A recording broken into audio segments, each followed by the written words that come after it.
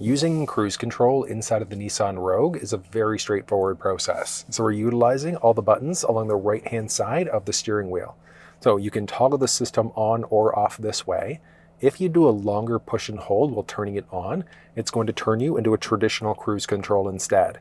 So the difference between the adaptive versus the traditional. So traditional, you set it at 100 kilometers an hour on the highway. If the car in front of you slows down, yours is not going to brake. With the adaptive, if the car in front of you slows down and you've set it at 100, yours is automatically going to slow down. If they change lanes, you change lanes, or they pick up speed, it's going to bring you back up to your previously set speed as well. So I personally am a bigger fan of the adaptive cruise, and you know it's adaptive when you've got all of these safety settings that are enabled there. Now, once you have it turned on, you could then push down to set your speed. You could then increase or decrease 1 kilometer, 1 mile per hour at a time, or push and hold up to get to the next 5 or 0. So if you're at 47 kilometers an hour, push and hold up, it'll take you to 50, 55, 60, etc. And then down, we'll do the opposite. You can hit cancel to pause your speed.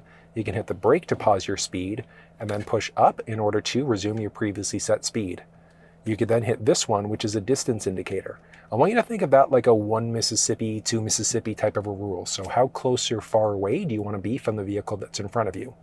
General rule of thumb, in my opinion, 1 is good on most streets, 1 or 2 on highways, interstates. It's just going to depend on your own personal comfort level for how close or far you are from the vehicle in front of you.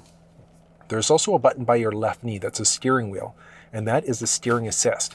So what that means is that if the vehicle recognizes the lane markings, it's going to keep you perfectly balanced in your lane. So it's essentially a full following system. Not self-driving, but it gets really close at the same time. So let's dive through and I'll show you how the system actually works. So it's turned on right now. And then in order to activate it, I'm going to push down in order to set my speed once I start driving. So we'll take a second here. There we go. So I'm going to set the speed at something low and then push and hold up in order to get myself to the speed here, which is a 50 kilometer an hour road. Now, I'm not hitting the gas or brake or anything. The car is controlling everything for me. But you can see I'm on distance level number 1. I'm set at 50. The car's going slower because the cars in front of me are going slower. I could then push up or down to go 1 kilometer, 1 mile per hour at a time slower. Like I said, push and hold, up or down, either way. You can hit cancel to temporarily pause, push up in order to resume. You can hit the brake to pause, as I mentioned, or like I said, push up in order to resume there. So it's straightforward using it. Now, the lanes are green and that steering wheel is green. So right now, it's not like I said, it's not hands-free driving, but it's going to keep you perfectly balanced in your lane. Because after about 10, 15 seconds or so, you're going to get a message telling you that you've got to put your hands back on the steering wheel. So there are actual sensors there. See, there we go. So warning, warning. So you do have to keep your hands on the steering wheel. So it's not a hands-free driving vehicle like what you're going to find in some other manufacturers.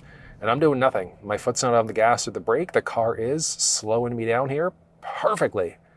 Takes me down to a complete stop. If I'm stopped for, there we go. Stop for more than a few seconds, it's going to prompt me to push up or hit the accelerator pedal in order to continue driving. But if you're stopped for a longer period of time on the highway, then that's when you've got the option of like a full start-stop system instead. So it's relatively using the system. Let's go through and I'll explain all of the basics of how it's done again. So you can toggle the system on or off this way, push up in order to resume your previously set speed, cancel, set your distance, so how close or far are you away from the vehicle that's in front of you. And then if you have the system off and you're turning it on, you could then switch into a traditional cruise control instead. So if you prefer that traditional cruise where it's not going to stop for you if there's a vehicle in front of you, you've got that available as an option. It's not my favorite version of cruise, but it is available. And that's how you utilize the cruise control system inside of the Nissan Rogue. If you want a full walkthrough on the steering wheel buttons, the cluster, the infotainment, you'll find those down in the description of this video.